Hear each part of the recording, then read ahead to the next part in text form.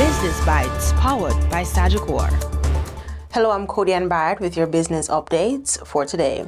As the Caribbean pushes towards renewable energy, CARICOM wants to make sure women aren't left behind. The regional body is developing a gender equity strategy aimed at increasing women's participation in the energy sector, while also integrating gender considerations into future energy policies and programs.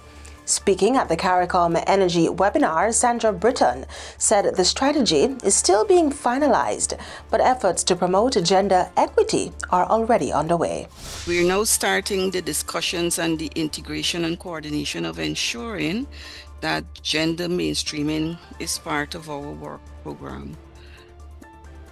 Also, we have a CARICOM gender equity strategy that prioritizes a roadmap for women, and it looks at women's empowerment. It looks at equal access. It deals with education, health, and so forth. The document is being finalized. Work is still ongoing with that particular strategy. But in the meanwhile, we're trying to integrate gender equity into our programs. The Secretariat also plans to consult stakeholders and institutional partners before rolling out the initiative. However, no timeline has been announced for completing the strategy. The initiative comes against the backdrop of persistent gender gaps across the region's energy sector. According to the Latin American Energy Organization, or ORLAD, women also face barriers such as limited access to STEM education, financing, and professional opportunities, making it harder to enter and advance within the sector. They are urging governments, utility companies, and training institutions to expand access to apprenticeships, certification programs, and reskilling opportunities for women.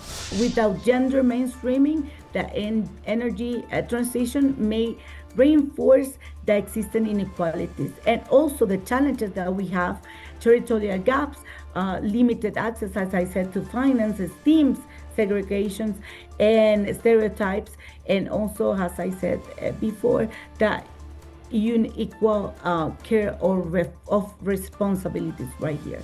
The organization also says countries need better data on women's participation in the energy workforce so they can develop policies with clear targets, funding, and accountability. It argues that without deliberately incorporating gender equality into energy planning, the region risks creating a clean energy future that still leaves women behind. Gender mainstreaming is a tool for better governance.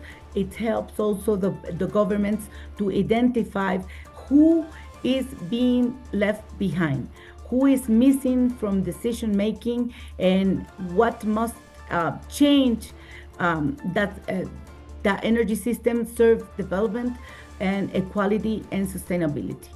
And that's it for the Business Bites today. I'm Cody Barrett. Thanks for watching.